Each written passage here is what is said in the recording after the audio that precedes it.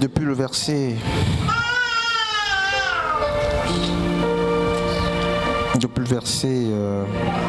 1er. Dès le premier micro qui est là-bas, tu vas lire. Matthieu 13, le verset 1er jusqu'au verset 8, 9. Matthieu 13, du premier verset jusqu'au verset 9. J'ai lu la parole de Dieu dans Matthieu 13 à partir du premier verset. Ce jour-là, Jésus, ayant quitté la maison, était assis au bord de la mer. Et dès que grandes foules se rassemblèrent auprès de lui, si bien qu'il monta dans un bateau et s'assit, et toute la foule se tournèrent sur la plage. Alors il leur exposa beaucoup de choses par des exemples en disant: voici qu'un semeur est sorti pour s'aimer. Et comme il s'aimait, des grains sont tombés le long de la route. Et les oiseaux sont venus et les ont mangés. Chapitre 5. D'autres sont tombés sur les endroits rocailleux, où ils n'avaient pas beaucoup levé, parce qu'ils n'avaient pas de profondeur de terre. Mais quand le soleil s'élevait, ils ont été brûlés. Et parce qu'ils n'avaient pas de racines, ils se sont desséchés. D'autres encore sont tombés parmi les épines, et les épines ont monté et les ont étouffés. D'autres, enfin, sont tombés sur la... Jusqu'à 9, hein. Sur la belle terre, et il donnait du fruit. Celui-ci 100 fois, autant celui-là 60, d'autres 30, que celui qui a des oreilles écoute. Je vais relire le verset depuis le verset 7. D'autres grains tombèrent. Verset 7. D'autres grains tombèrent parmi les ronces, celles-ci grandirent et étouffèrent les jeunes pousses. Le verset 8 dit: d'autres grains enfin tombèrent sur la bonne terre et donnèrent du fruit. Avec celui la bonne terre et donnèrent du fruit, rendement de 100, avec un rendement de 100, 60 ou 30 pour 1. Voilà, donc on est là. On peut s'asseoir. Le verset 8 dit ceci: d'autres grains enfin tombèrent sur la bonne terre et donnèrent du fruit avec un rendement de 100, de 60 ou 30 pour 1. Que celui qui a des oreilles pour entendre. C'est une parabole, n'est-ce pas, la parabole de Yeshua, parmi au moins 39 paraboles de Christ. Celle-ci apparaît aussi très, très riche en enseignements. Et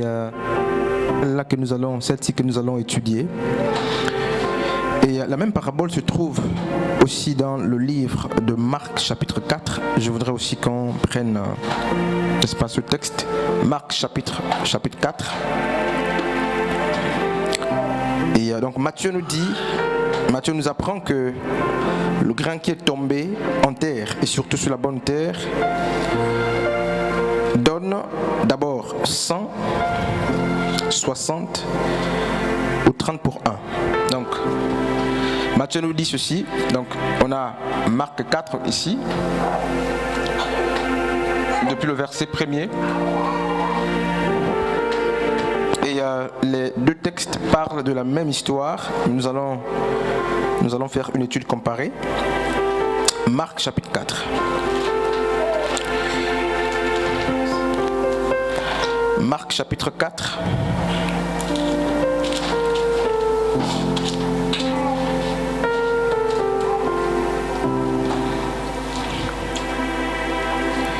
Depuis le verset 1er, je vais lire.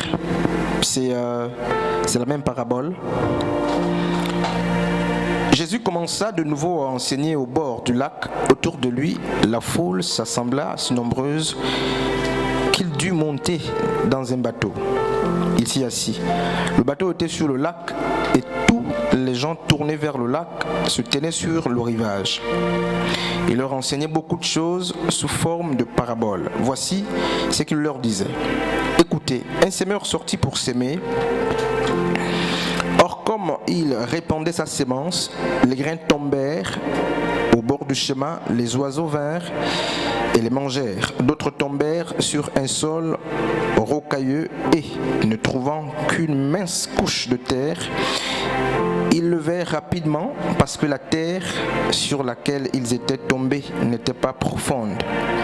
Mais quand le soleil monta dans le ciel, les petites plantes furent vite brûlées et comme ils n'avaient pas vraiment pris racine, ils séchèrent. Le verset 7 dit ceci: d'autres grains tombèrent parmi les ronces. Celles-ci grandirent et étouffèrent les jeunes pousses, si bien qu'elles ne produisirent pas de fruits.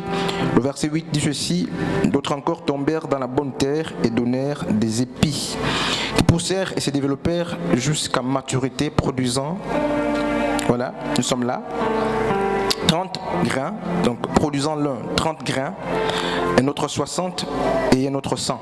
C'est donc la même parabole, mais racontée par deux auteurs différents, avec justement un autre message ou une conception théologique très différente. Nous avons d'une part Matthieu qui raconte, n'est-ce pas, les faits, donc la parabole du semeur, de Christ. Et nous avons aussi Marc qui raconte la même parabole. Et nous parlons des trois niveaux majeurs, si certains peuvent ou veulent l'ajouter. Donc les trois potentiels niveaux de la maturité spirituelle, il y a plusieurs. Mais celles-ci sont, n'est-ce pas, décrites dans la parabole. Et la théologie de Marc et celle de Matthieu, à vue d'œil, elle est très différente. Et ce n'est pas fait anodin, n'est-ce pas? C'est très profond. Alors Matthieu dit que lorsque la semence est tombée sur la bonne terre, je ne fais l'économie, n'est-ce pas, de détail, la parabole est déjà expliquée par Christ lui-même. Mais je vais sortir un mystère qui se cache, n'est-ce pas, dans le verset 8 de Matthieu. Alors Matthieu nous dit que les rejetons commencent par combien, t'es dit? Lorsque vous faites une comparaison entre le récit de Marc et celui de Matthieu, au niveau justement des rejetons, qu'est-ce que vous comparez? Qu'est-ce que vous remarquez? Matthieu et Marc racontent la même parabole, mais avec un langage inversé lorsqu'il s'agit justement de parler de rejetons. Ils vont situer, n'est-ce pas, les rejetons à trois niveaux, mais le discours est opposé. Le discours est opposé et je voudrais justement que nous-mêmes on le ressente, qu'on le constate. Alors, quel est le problème dans le récit? C'est le même récit, avec des mêmes mots, mais il y a une opposition au niveau des rejetons de la semence. Est-ce que quelqu'un voit?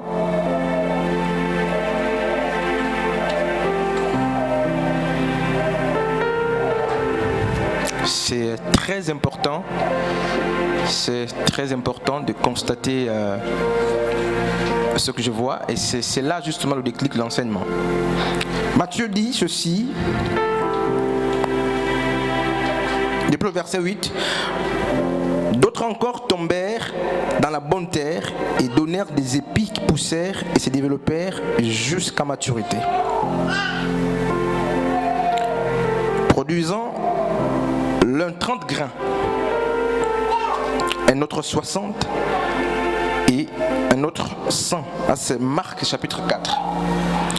Et Matthieu dit la même chose, mais d'une manière opposée. Il dit, depuis le verset 8, d'autres grains enfin tombèrent sur la bonne terre et donnèrent du fruit avec rendement de 100, de 60 ou de 30 pour 1. Vous constatez quoi là-bas?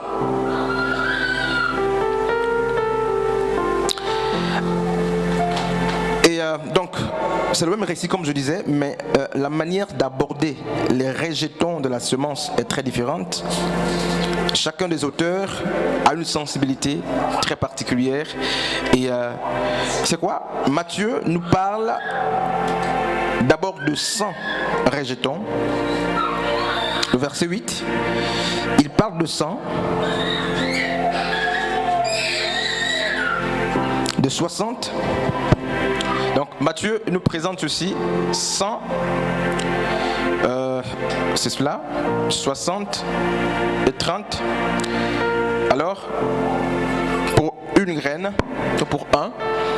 Et Marc, par contre, nous parle de 30, de 60 et de 100 pour un. Et c'est ici justement le fondement de ce qui sera dit. Nous allons, au bout de 3 séances, certainement si Dieu fait grâce, développer, n'est-ce pas, ces choses. Alors qu'est-ce qui se passe?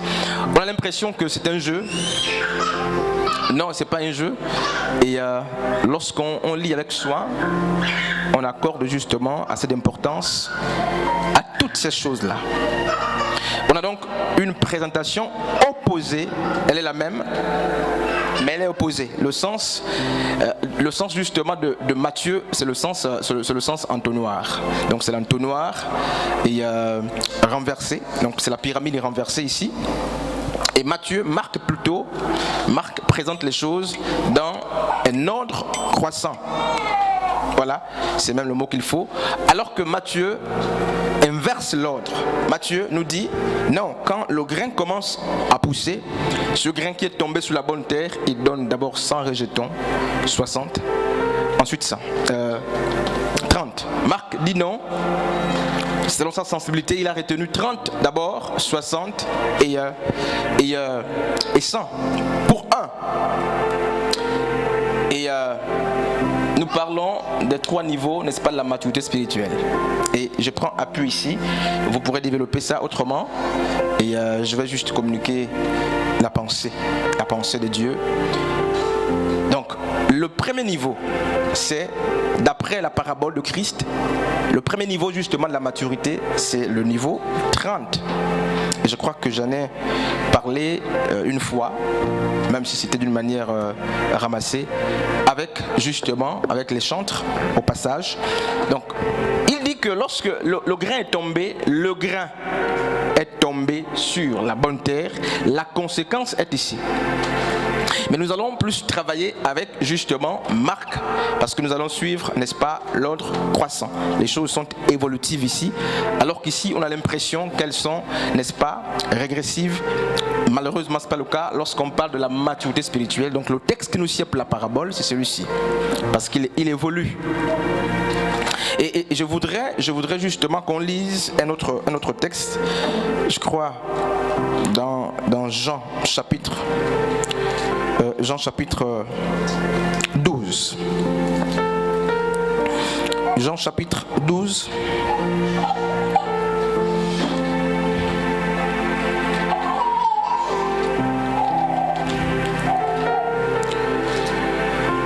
Jean chapitre 12 au verset...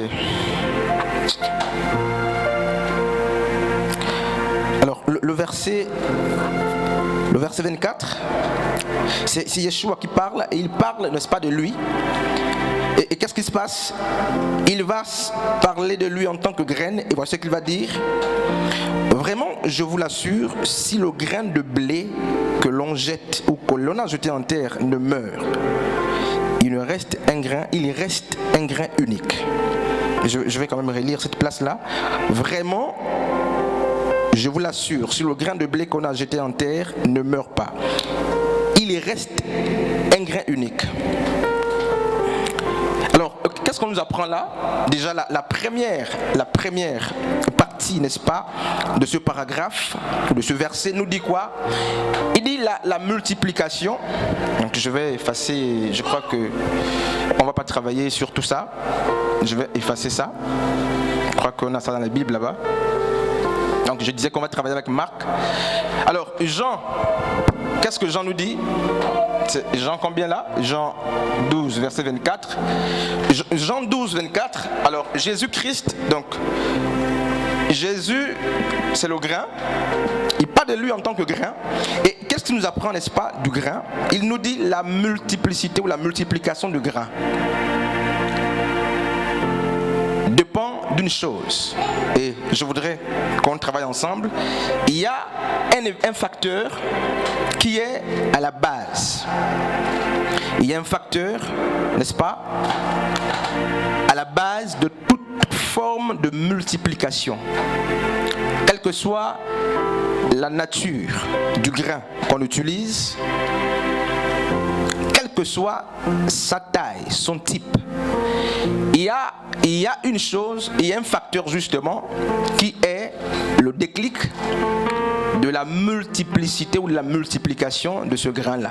Et ici justement dans Jean 24, la première partie nous dit: je vous l'assure, vraiment je vous l'assure, si le grain de blé que l'on a jeté en terre ne meurt pas, il reste un grain unique. Quelqu'un comprend? Donc la cause immédiate,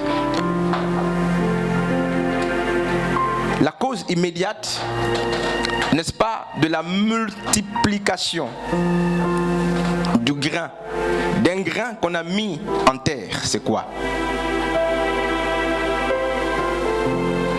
Quel est donc l'élément fondamental, le premier élément, l'élément de base, qui est à l'origine de la multiplication?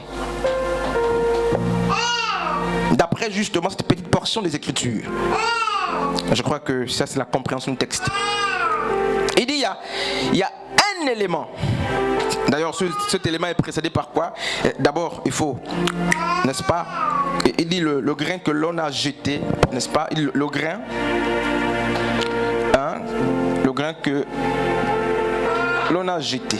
Il dit ça. D'abord qu'on a jeté en terre. Mais ça c'est autre chose, je ne veux pas d'abord parler de ça, de jeter là, parce qu'on va comprendre ça tôt ou tard, lorsqu'on va voir 60 et 100. Il dit, si ce grain de blé ne meurt, donc ce grain de blé qu'on a jeté en terre ne meurt, il reste un grain unique. C'est quoi? Le facteur de la multiplication, c'est dit,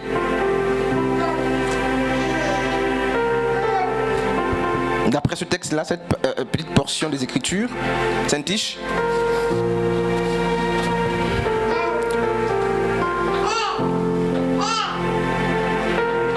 qu'est-ce qui fait que le grain reste unique? Alors, unique, c'est que, en fait, unique, c'est quoi t'es dit là? En fait, l'auteur dit que le grain reste tel qu'il a été jeté. Il ne change pas. Il reste le même.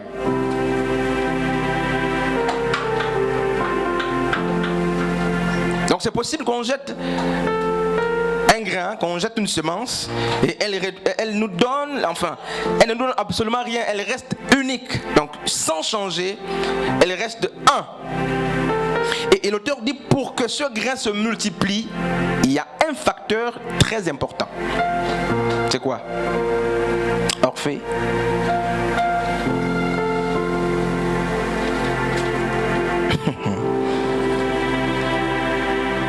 Je suis pas loin dans les Écritures, hein, je suis là. C'est quoi? Marie? La mort. Donc, c'est la mort. Voilà. Donc la mort est importante. Et ça c'est très bien. Merci Seigneur. C'est des choses qu'on n'a jamais vues. Et on se laisse conduire par le Seigneur. La mort est importante. Je ne m'attendais pas à voir ça comme ça. La mort est donc importante dans la multiplicité. Et qu'est-ce qui se passe? En parlant de lui, Jésus s'identifie comme étant le grain de blé. Justement, il parlait c'est la parabole, hein, c'est le signe de Jonas.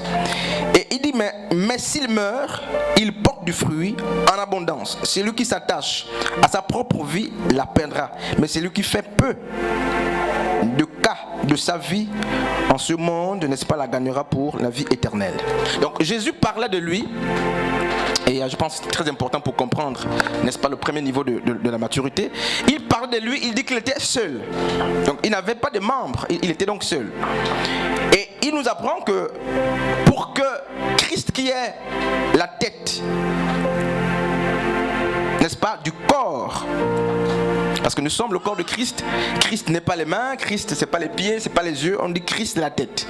Donc il est aussi une partie, Christ est une partie de l'église. Donc Christ, je ne dis pas que Christ est chrétien, mais Christ est membre de l'église. C'est un membre de l'église, c'est pourquoi on peut l'appeler frère. Christ est membre de l'église. Et il nous dit quoi? Il meurt seul, lui en tant que grain, il meurt seul. Ou du moins, s'il, n'est-ce pas, ne meurt pas pour accomplir justement le signe de Jonas, s'il ne meurt pas, parce que les membres, alors on va d'abord lire Matthieu chapitre 18, quelqu'un pour nous prendre Matthieu chapitre 18. Donc Christ, pendant qu'on apprête au texte, Christ nous apprend que l'église qui est, n'est-ce pas, l'ensemble des membres du corps de Christ est la conséquence de quoi? Mais c'est la conséquence de sa mort. Donc si Christ ne meurt pas, il n'y a pas véritablement d'église. Il n'y a pas des rejetants en abondance. Parce qu'il dit, pour qu'il y ait multiplication, pour qu'il y ait abondance, il faut que le grain d'abord soit jeté. On va laisser jeter là. Jeter c'est l'abandon, c'est autre chose. On verra. Mais au-delà du fait qu'il soit jeté, même s'il est jeté sur la bonne terre, le facteur qui explique, n'est-ce pas, la croissance, qui explique la multiplication, pas la croissance, d'abord la multiplication, c'est quoi? C'est la mort. Matthieu chapitre 18, à partir du verset 15. Matthieu 18, le verset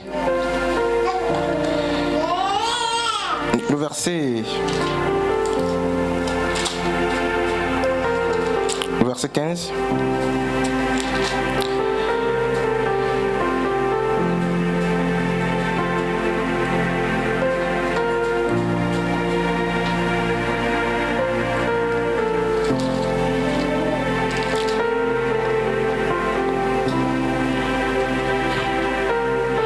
Par contre, on peut d'abord répartir, c'est mieux, pour suivre l'ordre. Matthieu 16 d'abord, 17 ou 15, et après on va prendre Matthieu 18. Matthieu chapitre 16, à partir du verset, on va aller très vite, à partir du verset 14. Alors je vais lire Matthieu 16, depuis le verset 14. Bon, ils répondirent, je crois que vous connaissez le contexte. Jésus-Christ interroge d'abord la foule à son sujet, donc sur son identité. Après, il va se tourner du côté des disciples. Alors, il va se rassurer si ceux qui le suivent connaissent qui il est. Il va se tourner du côté de la foule d'abord, qui s'est embrouillée. Ensuite, il vient, n'est-ce pas, chez les siens. Alors, il commence par la foule. Ils répondirent, pour les uns, c'est Jean le Baptiste. Donc, Jésus était Jean le Baptiste pour certains. Au temps de Jésus, donc on le confondait avec Jean le Baptiste. Pour d'autres, Élie. Pour d'autres encore, Jérémie ou un autre prophète. Et vous, leur demanda-t-il, qui dites-vous que je suis? Là, il va prendre justement l'opinion des siens, parce qu'il est possible de suivre Christ sans le connaître. Et c'était le cas. Alors, qu'est-ce qui se passe? Simon-Pierre lui répondit, tu es le Messie, le Fils du Dieu vivant. Jésus lui dit alors, tu es heureux Simon, fils de Jonas, car ce n'est pas toi-même. N'est-ce pas? Ce n'est pas toi-même que tu as trouvé cela. C'est mon Père céleste qui te l'a révélé. Et moi, je te déclare, tu es Pierre. Et sur cette pierre, je bâtirai mon église. contre laquelle la mort elle-même ne pourra rien. Je te donnerai les clés du royaume des cieux. Tout ce que tu interdiras sur la terre sera interdit aux yeux de Dieu, et tout ce que tu autoriseras sur la terre sera autorisé aux yeux de Dieu. Alors le mot qu'il a employé, n'est-ce pas, c'est bâtir. Le mot bâtir, c'est aussi le mot édifier. Et prendre le mot bâtir et dire que l'Église est née avec Jésus, c'est accuser les Écritures.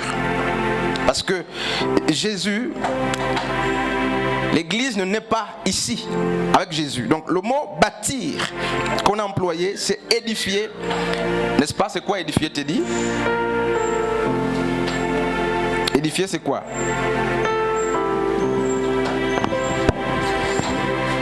C'est édifier, c'est enseigner, exhorter, orphée, édifier. C'est quoi? Enseigner, exhorter, édifier.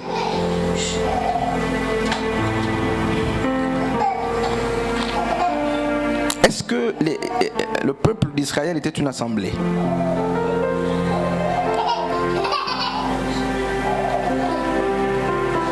Dis-elle.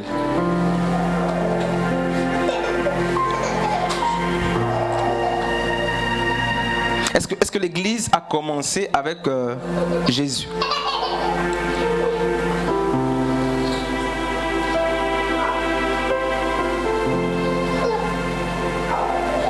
L'Église est née quand?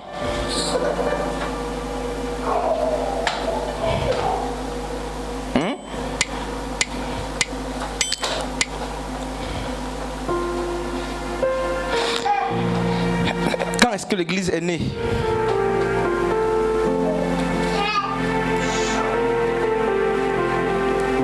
L'Église a commencé quand?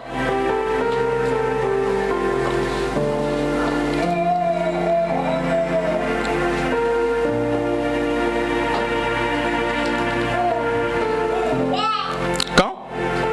À la mort de Jésus, avant Jésus, à Saint-Tiche. L'Église a commencé quand? À la mort de Jésus. Donc l'Église n'existait pas avant Jésus. Attention au courant là-bas. Non, l'Église ne commence pas avec Jésus-Christ. D'accord? L'Église existe avant Jésus-Christ. Et ce peuple même, n'est-ce pas, ça c'est une parenthèse, c'est pas l'objet de l'enseignement. Ce peuple même qui sort de l'Égypte pour la terre promise, c'est l'Église. C'est l'Église de Dieu.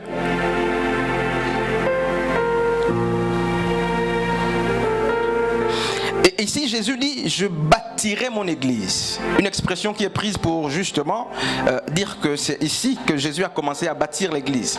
L'église de Jésus existe depuis avant même la mort de Christ.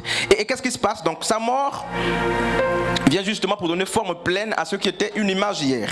Et le verbe édifier ici prend, n'est-ce pas, la forme d'enraciner, faire asseoir. Regardez. Quelqu'un pour nous lire... Ça, c'est quelqu'un pour nous lire Jean chapitre...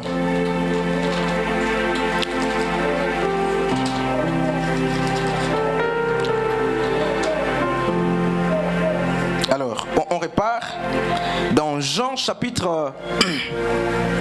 Voilà, merci Seigneur. Jean chapitre 20. Depuis le verset, quelqu'un va me lire ça? Il y a un micro. Voilà, depuis le verset 19 jusqu'au verset 22. Très vite, pardon. Donc, je disais que l'Église existe avant Jésus-Christ. L'église du Seigneur, l'assemblée de Dieu, c'est des hommes mis à part, et les Hébreux étaient déjà mis à part, donc ces Juifs étaient mis à part avant Jésus, c'est l'église de Dieu. Mais Jésus dit qu'il devait édifier son église sur la révélation que l'apôtre Pierre a eue de lui. Et je disais justement que le mot édifier ne doit pas être confondu avec le mot bâtir, au sens premier. Alors on va d'abord lire quelque chose pour comprendre où est-ce que je suis en train d'aller. Jean chapitre 20. Jean chapitre 20, depuis le verset 19, prends le verset 19 jusqu'au verset 22. Le soir de ce jour, qui était le premier de la semaine, les portes du lieu où se trouvaient les disciples étant fermées à cause de la crainte qu'ils avaient des Juifs. Jésus vint, se présenta au milieu d'eux et leur dit, la paix soit avec vous. Que la paix soit avec vous. Recevez le Saint-Esprit. Et leur dit, recevez le Saint-Esprit. Recevez le Saint-Esprit. Alors, qu'est-ce qui s'était passé dans Actes chapitre 2, Mahan, lorsque les gens ont reçu le Saint-Esprit là? Ils ont reçu le Saint-Esprit? Oui, ils ont parlé dans plusieurs langues. Donc je demande, regardez ce qui se passe. Jésus est ressuscité ici et très vite Jésus apparaît. Merci. Jésus apparaît à ses disciples. N'est-ce pas? Et il apparaît à ses disciples et il ne fait pas qu'apparaître à ses disciples. Qu'est-ce qui se passe? Le verset 22 dit, après avoir dit cela, il souffla sur eux et continua, 2 points. Dans ma version, il a dit ceci, recevez l'Esprit Saint. Donc ailleurs on a dit, recevez le Saint-Esprit. Acte chapitre 1er au verset... le verset 8. Pardon, on va comprendre quelque chose là. Nous sommes dans la maturité spirituelle, le premier niveau, 30. Et on tourne là pour aller quelque part. Acte chapitre, je disais, premier. Le verset... le verset 8. On a dit quoi? Mais vous recevrez une puissance. Le Saint-Esprit le Saint-Esprit survenant sur vous, et vous serez mes témoins à Jérusalem, dans toute la Judée et dans la Samarie. Ok. Donc la promesse de l'Esprit de Dieu est faite. Ceux qui sont derrière là peuvent venir. La promesse du Saint-Esprit est faite aux apôtres. Et regardez ce qui se passe. Le verbe est conjugué à quel temps? Dis-le toi qui as lu. Et vous serez.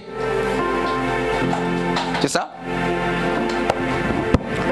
Et vous serez mes témoins. C'est quel temps là? Pardon, Julien peut avoir l'effaceur là. C'est quel temps? Non, c'est pas le futur. L'effaceur, pardon. Vous serez là. C'est quel temps? Anne, c'est quel temps? Pardon, les Kleenex là-bas, pardon.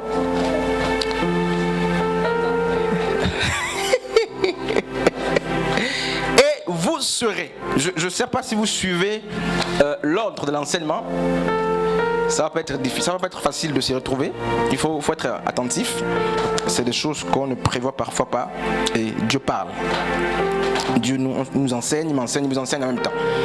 Donc quand vous repartez plus loin, alors que, n'est-ce pas, Luc écrit à Théophile, il précise, il dit, Jésus aurait demandé aux siens de ne pas se déplacer de Jérusalem, mais d'attendre la promesse. Donc d'attendre une puissance, donc le Saint-Esprit qui devait arriver. Et la conséquence, n'est-ce pas, du Saint-Esprit, c'est quoi? Il dit, vous serez, c'est le futur bien sûr, le futur simple et indicatif, parce qu'il y a plusieurs futurs. Et il dit, vous serez mes témoins. Alors que Jésus a marché presque toute sa vie avec les disciples, avec les apôtres. Il a opéré. Dans Matthieu chapitre 8, on voit justement comment aussi les apôtres de Christ vont pour opérer. Ils font des miracles, Judas fait des miracles. Mais alors qu'ils étaient à table, Luc nous le dit, il va leur faire la promesse de l'Esprit. Donc la promesse de Dieu pour ce peuple-là, Jésus leur dit, le Père vous a promis une puissance, donc le Saint-Esprit. Il va leur dire d'attendre à Jérusalem. Et ils ont attendu pour recevoir. Mais avant, pourquoi dit-il, vous serez mes témoins? Est-ce que les apôtres jusqu'ici n'étaient pas témoins? Témoins de quoi?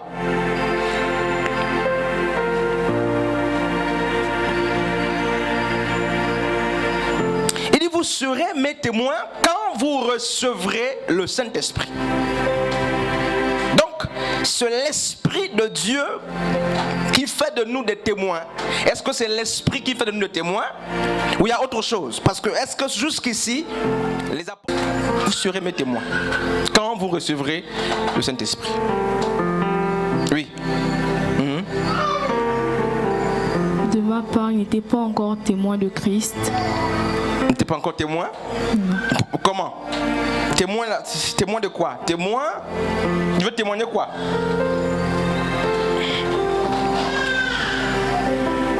Et on a lu dans Jean combien là? Jean chapitre 20.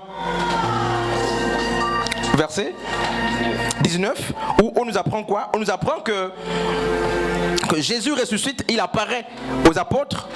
Et quand il apparaît aux apôtres, il fait quoi? Il leur donne le Saint-Esprit. Il souffle sur les apôtres qui reçoivent le Saint-Esprit. Et est-ce que tous les apôtres étaient là? Non.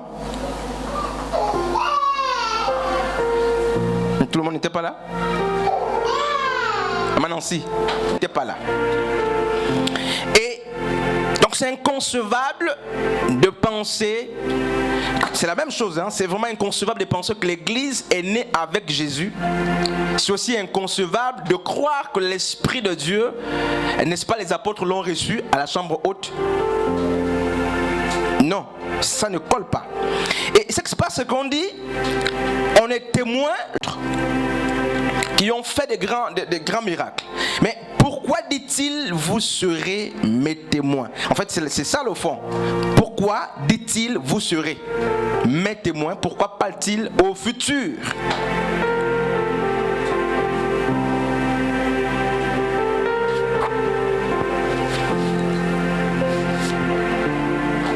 On a déjà lu ce texte-là, nous tous. C'est un des textes clés de Actes. Pourquoi dit-il aux apôtres, vous serez mes témoins?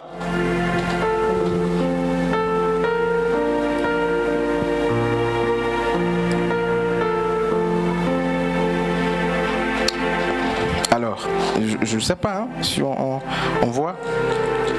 Est-ce qu'il n'était pas témoin? Témoin de quoi?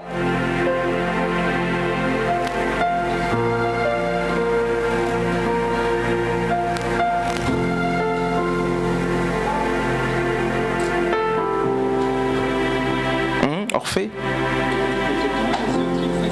Témoin depuis des œuvres, des miracles, ils étaient témoins, ils voyaient. Quand Jésus a opéré dans Jean chapitre 11 chez Lazare, ils étaient. Quand Jésus dans Marc chapitre 4 avec le fou de Gadara au Père, ils étaient là. Ils ont toujours été témoins. Alors, ils devaient être témoins de quoi?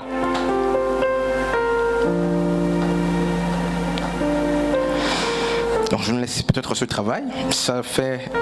C'est des enseignements. Et on nous apprend que dans Jean chapitre 20, ils reçoivent le Saint-Esprit. Ils ont déjà reçu la promesse. Même si les gens nous ont dit que c'est la Pentecôte, ça c'est un autre mensonge. C'est pas la Pentecôte que l'Esprit de Dieu descend. Qu'ils ont reçu l'Esprit de Dieu. Ils ont reçu l'Esprit, mais leur attitude, c'est qu'ils étaient toujours assis à la chambre haute. Mais avec l'Esprit de Dieu. Thomas va recevoir. Est-ce que Thomas va recevoir? Non, Thomas ne va pas recevoir le Saint-Esprit quand le Seigneur va apparaître à Thomas. Mais les autres ont déjà reçu l'Esprit de Dieu. Il a soufflé sur eux. Ils ont reçu l'Esprit. Thomas n'a pas reçu l'Esprit de Dieu. Mais il fait partie des 11 qui sont restés. Parce que Judas n'est plus. Mais il n'a pas le Saint-Esprit. Mais il n'est pas quand même exclu. Il est toujours là. Et qu'est-ce qui se passe? Acte chapitre 2 va nous raconter ce qui s'est passé au jour de la Pentecôte. Or, nous avons compris, et nous savons, ça c'est vraiment, je ne sais pas pourquoi on en parle, que la Pentecôte, c'était quoi? Voilà. Nancy, sœur Nancy, c'est quoi la Pentecôte? Pardon, on va très vite. Je pense que les enseignements ont repris, hein, vraiment. Quelqu'un peut me citer les 7 fêtes de l'Éternel là? Vite. T'es dit? je crois que c'est vous les responsables. Vous avez vu, c'est une parenthèse, il faut lire. Vous ne devez pas jouer avec des choses comme ça. Il faut faire vraiment attention. C'est quoi la Pentecôte? Julien, la Pentecôte? C'est quoi la Pentecôte? Marie? Saint-Tiche? Orphée?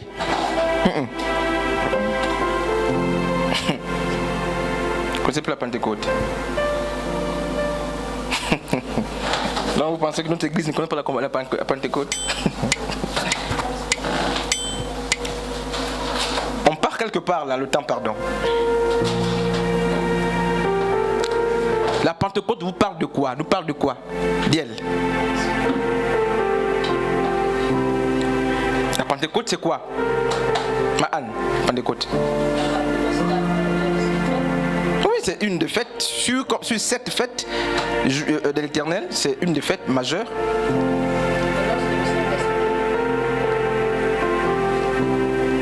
Il est descendu.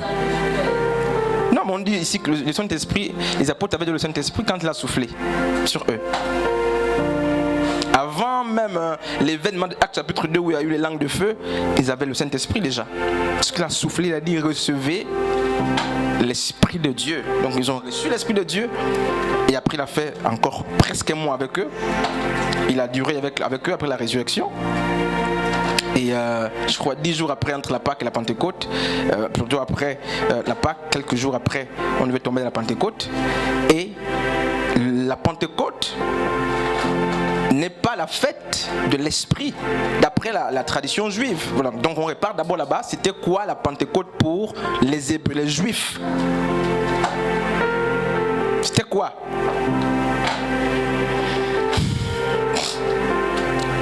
Quand c'est comme ça, on ne peut pas avancer. Quand c'est comme ça, là, on découvre d'autres opportunités d'enseigner. La Pentecôte nous parle de quoi? La Pentecôte, pour les Juifs, ce n'était que le jour de la réception de la loi. C'est le jour où, justement, dans Exode chapitre 32, le peuple a reçu la Torah. Ce jour-là, c'est le jour de la Pentecôte. Donc la Pentecôte nous parle de la réception de la loi de Dieu. Et il est dit, pour la petite histoire, qu'il y a eu 3000 morts le jour que la loi est descendue. Il y a eu presque 3000 morts. Et dans Actes chapitre 2, qu'est-ce qui se passe? Donc Actes chapitre 2 n'est pas l'opposé de Jean chapitre 20. Parce que on nous a appris que dans Actes chapitre 2, à partir du verset 36, les apôtres ont reçu l'Esprit de Dieu. Ce n'est pas le cas. Et je crois que très, très jeune aussi, on a enseigné ça. Non, ce n'est pas le cas. Avec le temps, on a compris que c'était une erreur théologique. Non, ce n'est pas le cas. Les apôtres ont reçu le Saint-Esprit bien avant. Maintenant, qu'est-ce qui se passe dans Actes chapitre 2?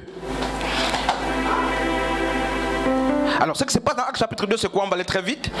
On doit décortiquer, n'est-ce pas, le premier niveau de la maturité. Mais là, nous sommes dedans en train de tourner. Parce qu'on doit comprendre quelque chose. Ce qui se passe dans Actes chapitre 2, c'est quoi? C'est que les hommes ont reçu l'esprit à la phase primitive. Donc, ils ont reçu les prémices. Ils ont reçu la semence. Lorsque Yeshua va souffler sur eux, il dit recevez l'esprit. Donc ils ne l'avaient pas. Donc ils travaillaient sans l'esprit de Dieu. Et lorsqu'ils reçoivent l'esprit, ils ne partent pas pour être des témoins. Jusque-là, ils sont restés assis malgré le fait d'avoir reçu le souffle de Yeshua. Donc malgré le fait d'avoir reçu l'esprit, ils sont restés assis. La position assise, mais on n'est pas sur ça. Alors il est possible d'avoir l'Esprit de Dieu et de rester assis. Pourquoi? C'est des prémices. Les prémices sont à différencier avec justement, donc les prémices de Jean chapitre 20, l'Esprit reçu en tant que prémisse dans Jean chapitre 20, n'est-ce pas, ne doit pas être comparé avec la plénitude de l'Esprit de Dieu dans Actes chapitre 2. Et vous allez remarquer que c'est la plénitude de l'Esprit qui a levé les foules. C'est la plénitude de l'Esprit, n'est-ce pas, qui a mis Pierre debout dans une grande foule. Et ce jour, il y a eu comme comme il y a eu 3000 morts lorsque la loi avait été donnée, il y a eu aussi 3000 conversions. Et donc, la Pentecôte change de nature, ou du moins, Dieu va superposer les choses. Alors que les Juifs étaient en train de fêter une Pentecôte, n'est-ce pas, littérale, au sens strict du terme, alors Dieu va ajouter à cette loi, n'est-ce pas, un autre événement, c'est que le mouvement de l'esprit devait, n'est-ce pas, commencer. Et c'est la même chose lorsqu'on parle de la naissance de l'Église. L'Église est née depuis que Dieu a mis à part, n'est-ce pas, le père des Juifs. C'est presque pratiquement, n'est-ce pas, c'est Abraham, c'est de lui que sortent toutes ces personnes, c'est lui le patriarche. Donc depuis que Dieu a mis à part les hommes, l'Église est née. Et si on est plus sévère, on dira que l'Église est née même depuis Adam. Lorsque Dieu a commencé à séparer les hommes, à les mettre à part, c'est l'Église. Donc, l'Église existe avant Christ. Mais qu'est-ce qui se passe? L'Église, avec la forme, n'est-ce pas, que nous connaissons aujourd'hui, n'existe que parce que Christ est mort. Regardez ce qui se passe. Quelqu'un pour nous lire quoi là? Galates. Là, chapitre 3. Pardon. À partir du verset... Combien là? À partir du verset... Allons-y au verset 15.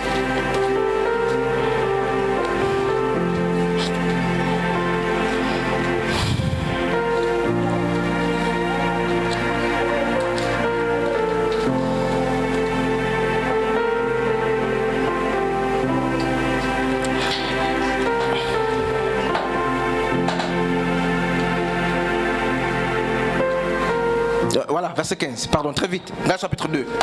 Galates chapitre 2, c'est cela.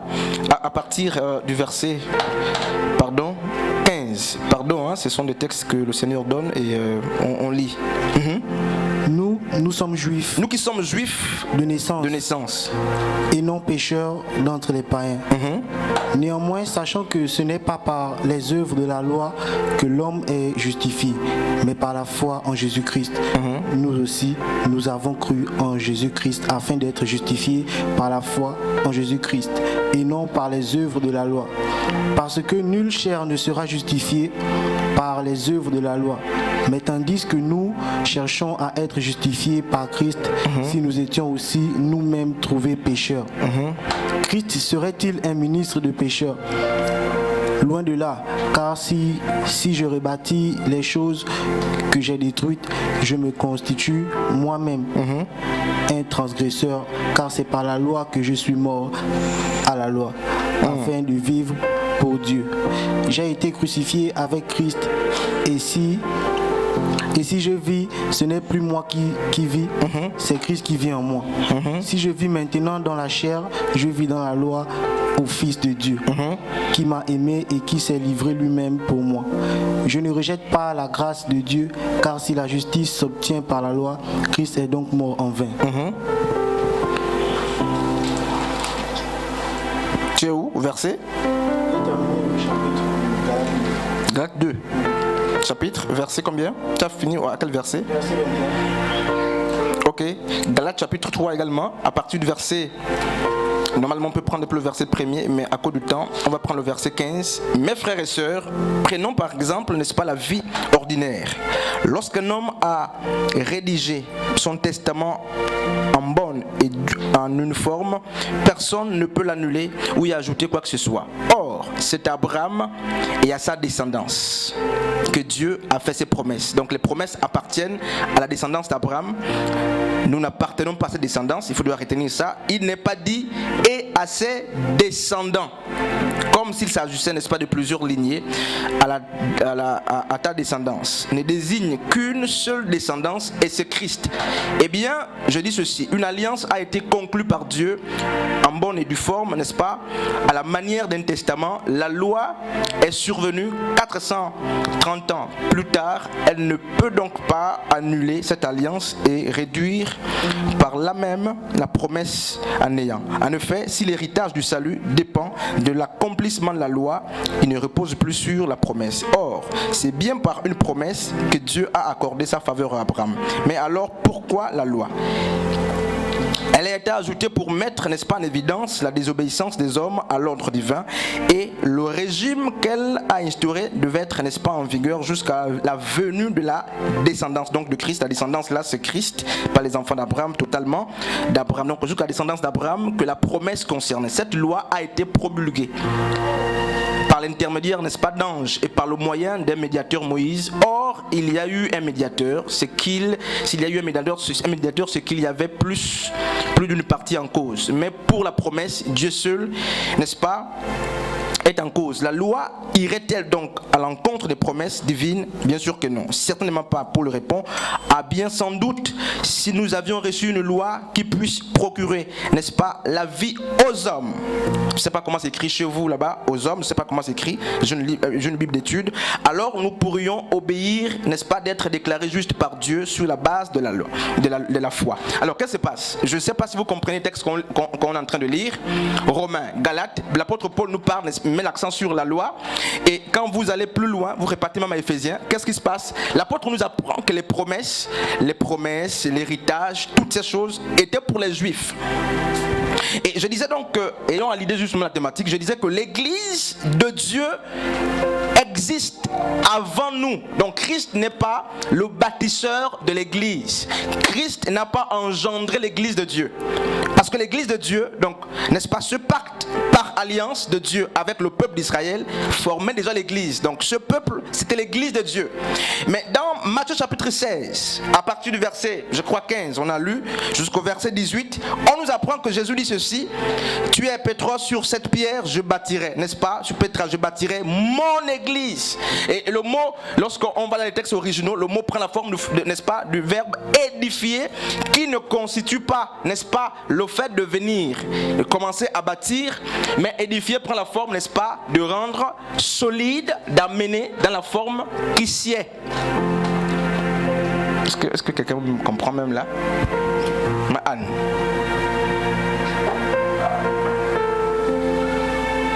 Donc Christ ne vient pas créer une autre église, mais il vient donner une forme à l'église qui existait. Et cette église qui existait était la communauté juive. Qu'est-ce qu'il fait? Par la foi, et pour la d'ailleurs dit, n'est-ce pas, la mort de Christ à la croix a n'est-ce pas, fondu le mur de l'inimitié qui existait entre les juifs et le non-juif. C'est d'où, n'est-ce pas, c'est là le sens du mot édifier. Ça devient une église qui n'est plus qu'une église juive, mais une église qui embrasse tout de même les nations. Donc le verbe édifier là, il ne faut pas le confondre avec justement celui qui commence à bâtir, c'est comme si l'église était née avec Christ. Et Jean 12, 24 qu'on a lu disait quoi? Jean 12, 24 disait, Jésus a dit, si ce grain de blé ne tombe en terre et ne meurt, n'est-ce pas, il reste seul, mais s'il meurt, il se multiplie. Donc Christ meurt et il engendre les nations comme membres de l'église de Dieu existant déjà. Il ne faut pas qu'on pense que l'église est née quand Christ est mort. La mort de Christ engendre des membres nouveaux, n'est-ce pas, qui appartiennent à l'église. Mais l'église existe depuis. Et il prend son image, en parlant de lui comme une graine. Et Matthieu 13 dans la parabole de Christ et Marc 4 nous disent quoi? Quand un grain est jeté, tombé sur la bonne terre, parce qu'il y a eu beaucoup de terre, la conséquence première, c'est que le grain donne 30 rejetons. Donc tout ça c'était pour arriver là. 30 rejetons, c'est quoi, sœur Nancy?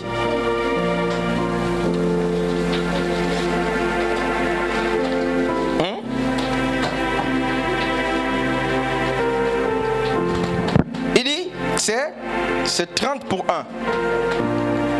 Non, pour 1. C'est cela. C'est 30 pour 1.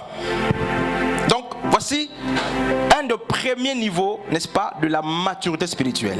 On a vu la croissance, on sait où on est. On a vu beaucoup de sous-points sur la croissance. Mais là, on voit autre chose. Donc, 30, c'est quoi? Nous pas de quoi? 30.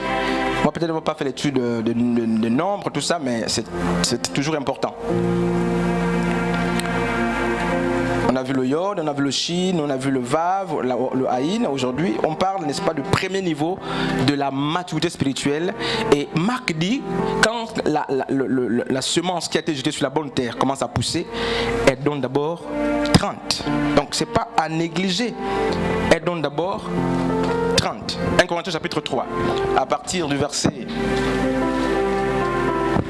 30 pour 1, à partir du verset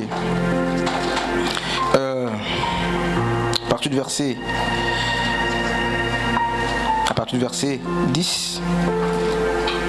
Quelqu'un là-bas?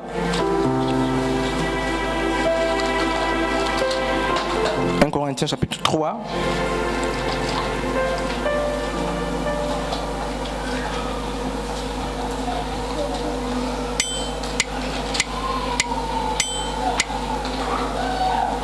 Voilà, je suis là, c'est justement ça. 1 Corinthiens chapitre 3, à partir du verset 10.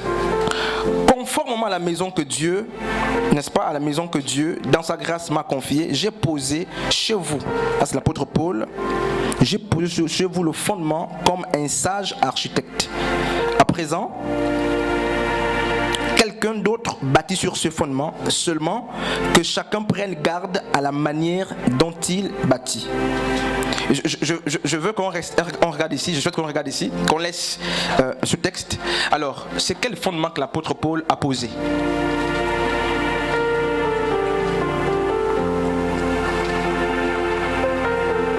Paul dit qu'il a posé un fondement sur lequel on bâtit là. C'est quel fondement?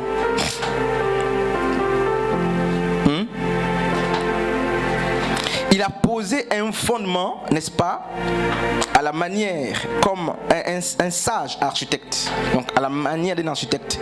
C'est quel fondement? Quand on parle de fondement, c'est quoi le fondement? Est-ce qu'on m'a encore posé cette question-là et je la pose encore aujourd'hui à quelqu'un? Le fondement dont parle Paul, c'est quoi? Un frère Orphée. Oui, la base. Et ça, c'est la base, n'est-ce pas? C'est ce fondement. Et on comprend quelque chose, c'est le premier niveau, c'est la base. C'est quoi? Mais en parlant du fondement biblique, l'apôtre Paul parle de quoi? Si on doit donner le nom au fondement dont parle l'apôtre Paul, comment s'appelle ce fondement-là? Son nom, c'est quoi? C'est quoi? Le jeûne, la prière, la méditation? C'est quoi le fondement dont parle l'apôtre Paul? Dans 1 Corinthiens chapitre 3, à partir du verset 10. La sainte doctrine, quoi?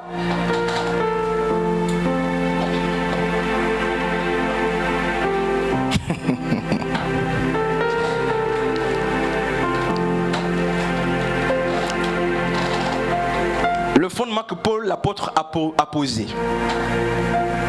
c'est quoi? N'est-ce pas? Un texte qui me vient, je ne sais pas si c'est ça. Maman Anne peut nous fouiller ça, Éphésiens chapitre 2 à partir du verset 20. Alors, c'est quoi le fondement que l'apôtre Paul a posé ici?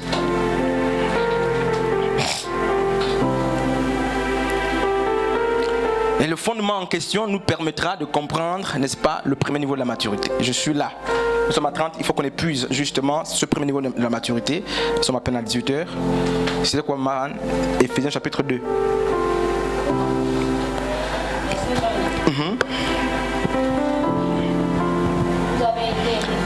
Vous avez été édifiés sur le fondement des apôtres et des prophètes. Ok. Non, c'est bon. Éphésiens 6, c'est ça? Éphésiens 2, 20 dit, vous avez été édifiés. Voilà, ça revient, le mot édifié, sur le fondement des apôtres et des prophètes. Christ étant lui-même la pierre angulaire. Alors, le fondement des apôtres et des prophètes, c'est quoi?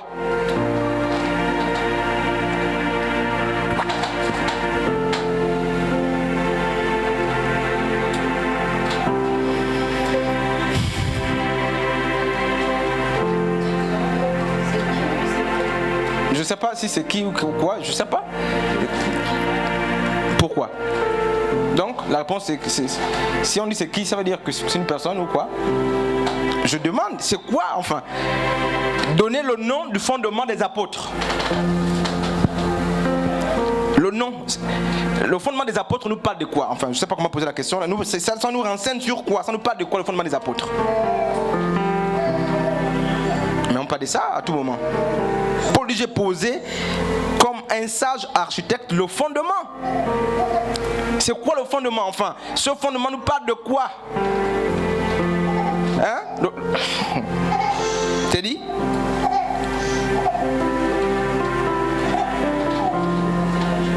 L'évangile? Les exigences? Les Écritures? Mais c'est écrit dans la Bible bien. Je veux pas qu'on je sais que tout ça, ça peut aller dans la vérité, mais bibliquement parlant, le fondement est nommé. Le fondement là est nommé bibliquement parlant. La grâce? Jésus-Christ. Mais si je vous réponds que c'est de qui, facilement je vous donne l'ouverture. Et il dit au verset 11, pour ce qui est du fondement, écoutons frère, nul ne peut en poser un autre que celui qui est déjà en place, c'est-à-dire Jésus-Christ. Donc Jésus est le fondement par excellence de toute œuvre, de tout. Donc bâtir le nom de Jésus-Christ. Donc quand les gens disent le fondement, non, on a bafoué le fondement, bon, je sais pas, mais le fondement biblique c'est Jésus. Et quand on parle de Jésus justement, y compris toute sa doctrine. On prend, n'est-ce pas, Proverbe chapitre 22 à partir du verset 6. Proverbe 22 à partir du verset... À partir du verset...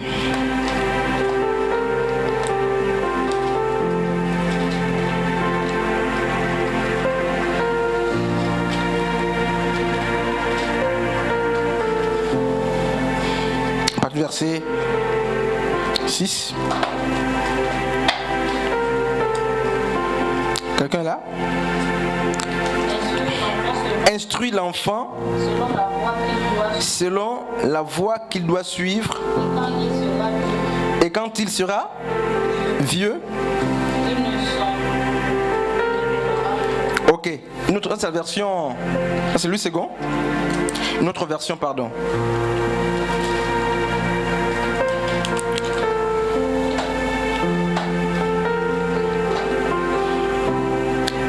Apprends à l'enfant le chemin qu'il doit suivre, même quand il sera vieux, il ne déviera point. Alors, 30 nous parle de quoi? 30.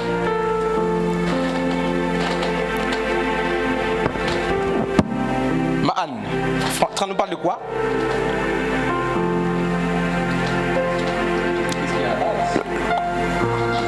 Bien sûr.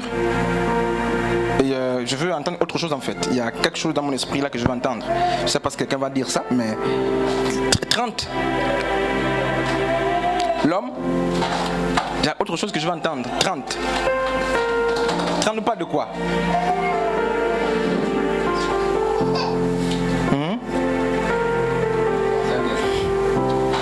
Ben oui, peut-être quelqu'un va argumenter là le fondement. Quand on parle du fondement, ça fait allusion à quoi? On fait allusion à quoi? L'instruction, bien sûr. 30 nous parle de l'instruction. Proverbe 22. Donc, regardez ce qui se passe. C'est justement... Regardez ce qui se passe. Alors, ça c'est une autre question qui me vient, mais je vais la garder, sinon ça va nous perturber. Donc, 30 c'est quoi? C'est l'instruction. C'est l'instruction. Et alors, le grec, l'hébreu nous parle, n'est-ce pas, de la Mède. Pour parler donc il y a déjà l'instruction là, pour parler aussi du fouet. Pour parler des études. Et ce qui se passe, c'est ça. Et on nous apprend que l'enfant doit être instruit dès le jeune âge, de sorte que quand il vieillit, mais qu'il ne s'en détourne point. Et le 30, n'est-ce pas, nous parle de la Mède. La Mède, justement, c'est composé du kaf plus le vav. Mais on n'est pas sur ça, on verra ça quand on verra 60. Et kaf plus le vav, ça donne 26. Hein. Je sais que vous connaissez ces choses-là. 20 plus 6, 26. 26 nous renvoie, n'est-ce pas, le mystère du tétragramme, donc le nom de Dieu. Mais on n'est pas sur ça. Donc, la Mède nous parle de l'étude du fouet. Or, Alors, le fouet, c'est pour, n'est-ce pas? Le fouet, c'est pourquoi? C'est pour l'instruction. J'étais en train de dire à un frère avant de venir ceci, je lui disais ceci, que je lisais un monsieur qui nous présentait une chenille dans son livre, justement, une chenille dans son cocon, tout ça. Et la chenille se battait. Il a vu la chenille en train de se débattre. Et il avait pitié de la chenille. Il avait pitié de la chenille qui était en train de se battre. Et il va s'avancer. Il va tirer la chenille, n'est-ce pas, de son cocon là. Il va tirer la chenille et il va laisser la chenille justement s'en aller. Et quelques heures après, il a constaté que naturellement la chenille était morte. Alors qu'il avait déjà aidé la chenille à sortir de son cocon. Alors je vais nous poser cette question là. Pourquoi la chenille meurt comme ça? Alors qu'il est venu aider la chenille à sortir très vite de son cocon là. Mais quelques temps après, très vite, il va constater que la chenille est morte.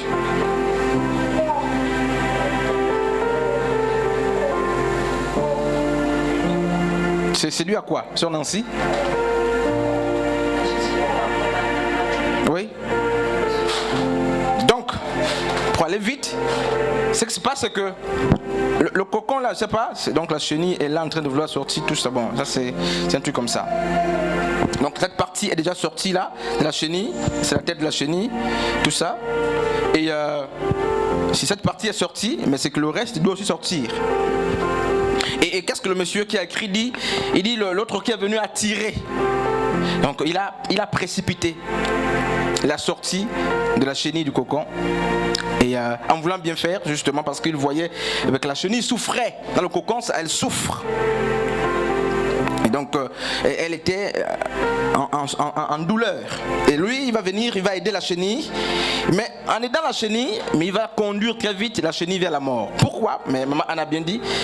Parce que le processus, ces muscles et tout ce qui compose, n'est-ce pas, la chenille, arrive à être fortifié. Il y a des brisements, il y a des feux qu'il ne faut jamais éteindre. Il y a des souffrances auxquelles, enfin, qu'il faut regarder. Qu'il ne faut pas souhaiter la fin. Il y a des douleurs qu'il faut laisser. Pourquoi? Mais c'est parfois aussi, n'est-ce pas, mais ce symbole. Et si les gens autour ne sont pas assez avisés pour comprendre que il faut que la chenille fasse le temps qu'il faut, donc le temps réglementé par Dieu dans son cocon là pour que la chenille devienne papillon. Si vous n'avez pas compris ça, qu'en réalité mais ce stade là, ce niveau, c'est pas pour la mort de la chenille, c'est pour la correction, c'est l'étude. Vous pouvez vous précipiter et tirer la chenille de là. Alors que c'est le temps de souffrance pour que ça accomplisse justement, mais Proverbe 22, chapitre verset 6, mais c'est justement le cocon est en train d'instruire la chenille pour qu'elle devienne papillon. Et si le monsieur laissait la chenille ici, alors que la chenille, n'est-ce pas, épuisait son temps, ses muscles devaient être fortifiés, la chenille en sortant devait être papillon. Malheureusement, en sortant la chenille, elle n'est pas devenue papillon, elle est morte très vite. C'est aussi l'image, n'est-ce pas, de ce que nous sommes. C'est ce que nous sommes en Christ, dans tout ce qu'on fait, n'est-ce pas? L'instruction nous a quittés. Quand on parle du fouet, mais on voit les douleurs. Le fouet ne caresse pas les gens. Le fouet, il n'y a pas de fouet qui nécessite les acclamations. Le fouet, c'est la douleur. Le fouet, n'est-ce pas, c'est quoi? Mais c'est la base, ce qu'on appelle les bases, n'est-ce pas? Et Christ était, d'après justement 1 Corinthiens chapitre 10, on va aussi lire ce texte, 1 Corinthiens 10 à partir du verset... On a lu à peine 1 Corinthiens chapitre 3, 1 Corinthiens chapitre 10 à partir du verset 4.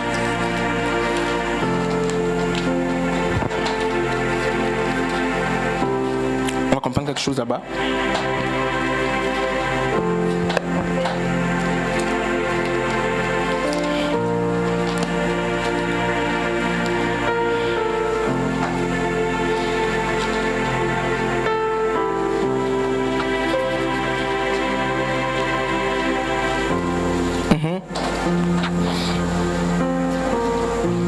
C'est 1 Corinthiens combien? 10, verset 4. Ok. Tu peux lire? Quelqu'un la page? Avec le micro là. 1 Corinthiens 10, 4.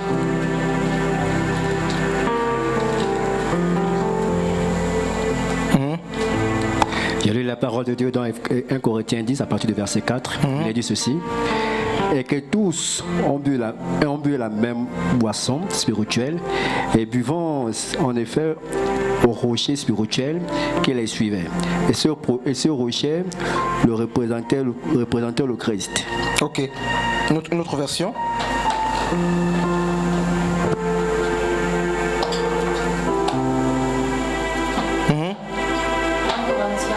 1 Corinthiens chapitre 10, verset 4. oui. Et qu'ils ont tous bu le même breuvage spirituel. Voilà, le breuvage spirituel. Car Le même. ils buvaient de l'eau du rocher spirituel Oui. qui les suivait. Le rocher spirituel qui les suivait. Et ce rocher était Christ. Qui suivait qui? Qui suivait qui? Quel peuple? Le peuple d'Israël dans le désert. Donc Christ les suivait. Donc c'était le rocher qui avait sorti de l'eau. Or, regardez ce qui se passe. La valeur numérique, n'est-ce pas, de l'Amed, c'est quoi? C'est 12. On va pas revenir sur ça. 12 nous parle, n'est-ce pas, du fondement. Et le fondement pour, n'est-ce pas, la maturité spirituelle, un des premiers niveaux, c'est quoi? C'est l'instruction. C'est l'instruction homme et femme de Dieu. C'est pas le ministère. C'est l'instruction. C'est l'étude. Et sans l'instruction, on ne va pas arriver au niveau, justement, au niveau, parce que quand vous prenez le kaif, d'autres disent le kaf plus le vav, là ça nous donne 26, donc lui là sa valeur numérique c'est 20, le vav sa valeur numérique c'est 6, les deux nous donnent 26, les Hébreux nous disent que 26, n'est-ce pas, nous parle de la connaissance du tétragramme, donc du nom de Dieu. Donc c'est comment le nom là? On écrit ça comment là? T'es dit? Voilà.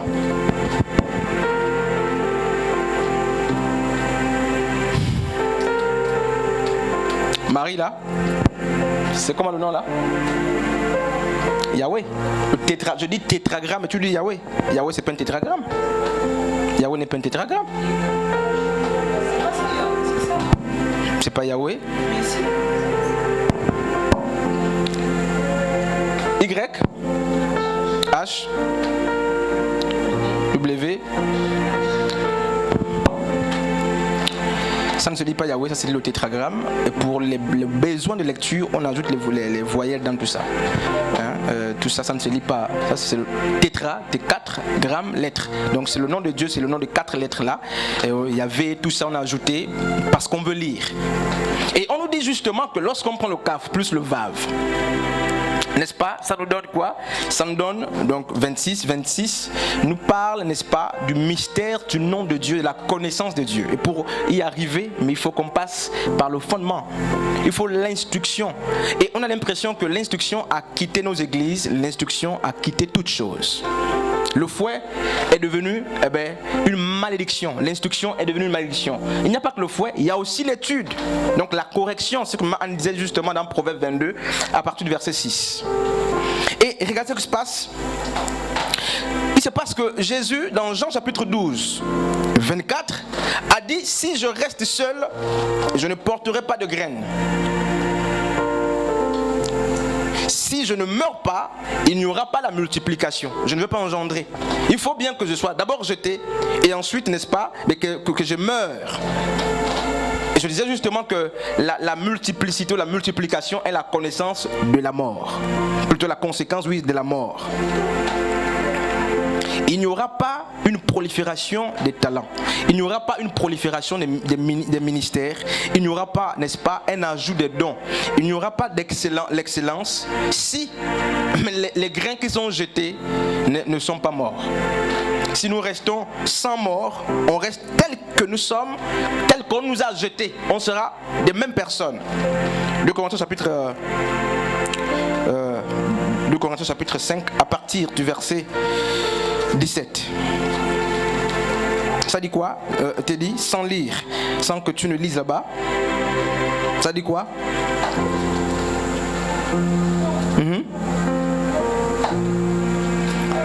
Comment? vous serez davantage éprouvés. Ça dit quoi? 2 Corinthiens chapitre 5, à partir du verset 17.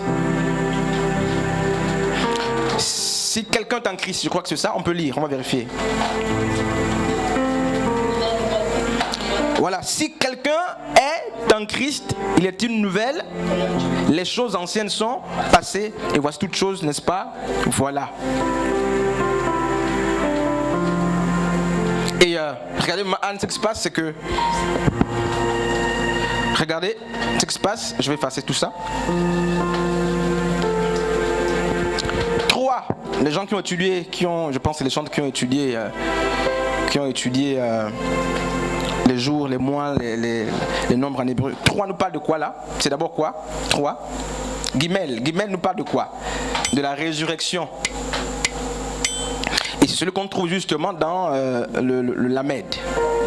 Et Christ, en parlant de lui-même, mais il emploie justement le Guimel lorsqu'il parle justement dans Matthieu chapitre 12 ou dans Luc chapitre 11, en parlant du signe de Jonas, il parlait de la résurrection qui ne peut pas avoir lieu s'il n'y a pas de mort. On ne peut pas expérimenter la résurrection si on n'est pas mort. Que ceux qui veulent ressusciter apprennent à mourir.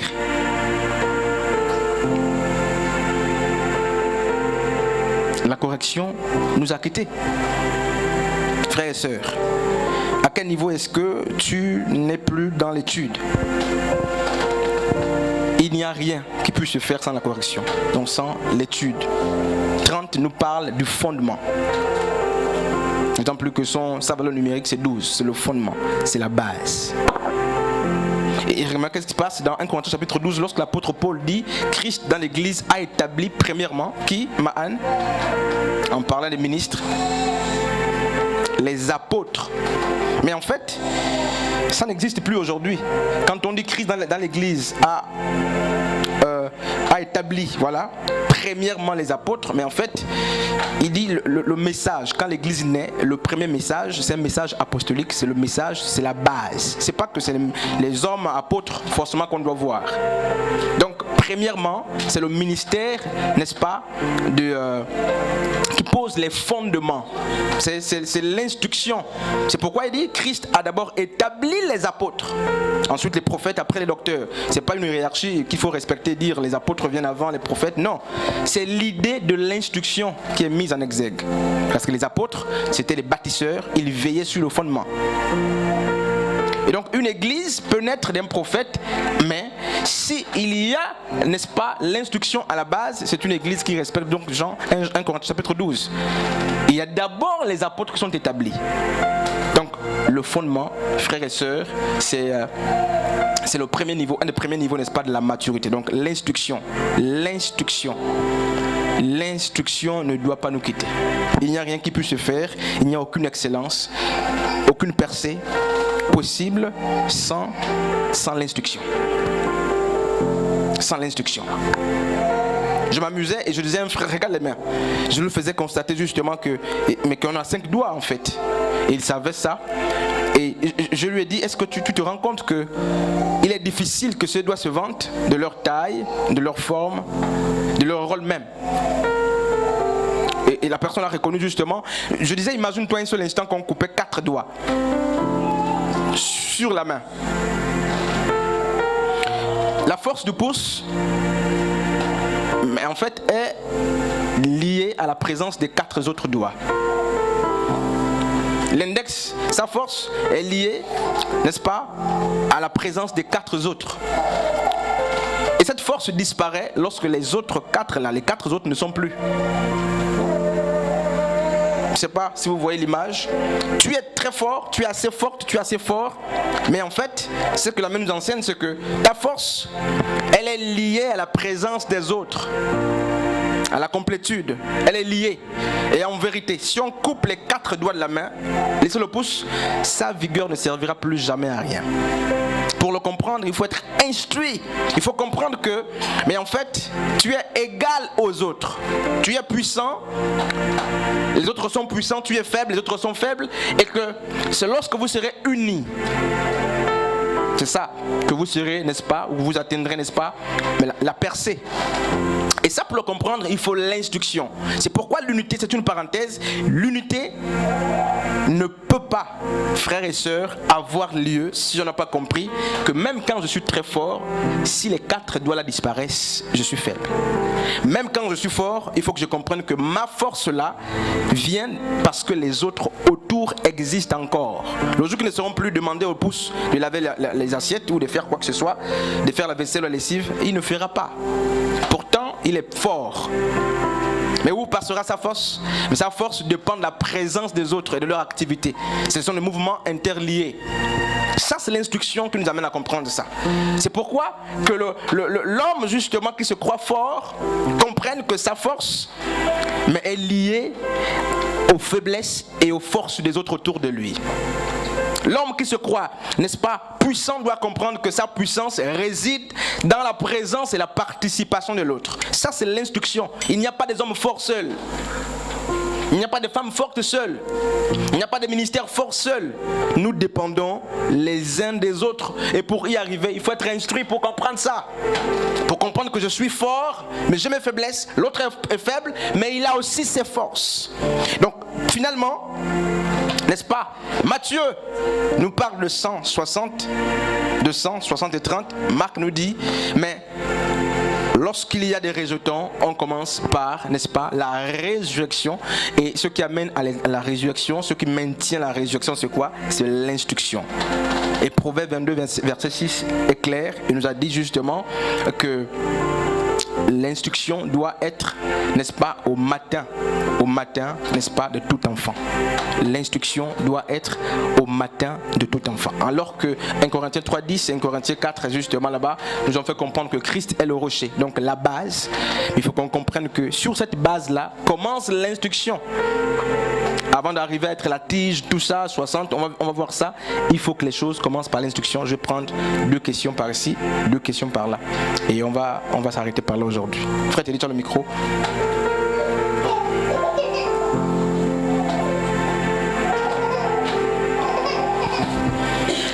Une, 2 questions.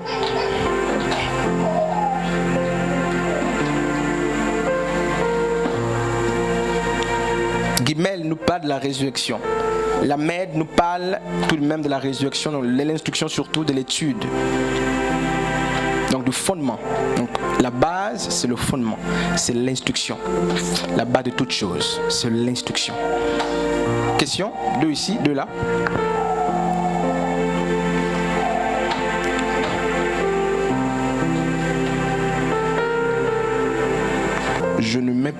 Si je ne mets pas ma main dans son côté, je ne croirais pas. Ça, c'est Thomas, n'est-ce pas? Et regardez comment Jésus va apparaître. 8 jours après, il apparaît au milieu. Et la Bible dit que les portes étaient hermétiquement fermées. Il va rentrer dans la salle, alors que les portes sont fermées. Le verset 29, il dit ceci: parce que tu m'as vu, tu crois. Lui dit Jésus. Heureux ceux qui croient sans avoir vu. Thomas ne peut pas être heureux. Donc, lorsque Christ ici parle, il récompense la foi, n'est-ce pas? Et il parle aussi d'un type justement de personnes. C'est la foi qui est mise en exergue. Et il y a ceux qui veulent croire parce qu'ils ont vu, mais il dit ceci: heureux ceux qui croient sans avoir vu. Ceux-là ils ont une foi plus excellente que ceux qui cherchent d'abord à toucher du doigt, n'est-ce pas, avant de croire. N'oubliez pas que Jésus-Christ, tout son ministère, à plusieurs reprises, a dit à tous ses apôtres qu'il fallait qu'il meure. Il devait faire 3 jours et 3 nuits. Et Thomas faisait partie de ses apôtres. Malheureusement, il n'a jamais cru. Donc il avait un problème de foi, c'était un problème d'incrédulité. Il faut le préciser. Il dit heureux ceux qui ont cru sans avoir vu. Et